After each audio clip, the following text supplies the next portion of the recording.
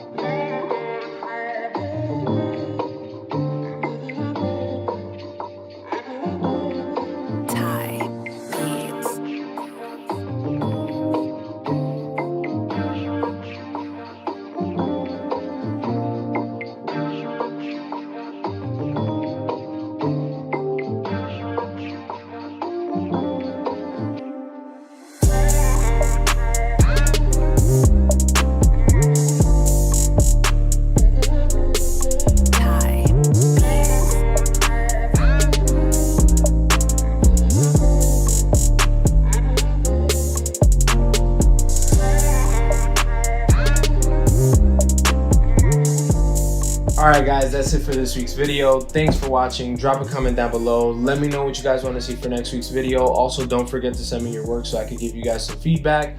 I'll catch you guys in the next one. Peace.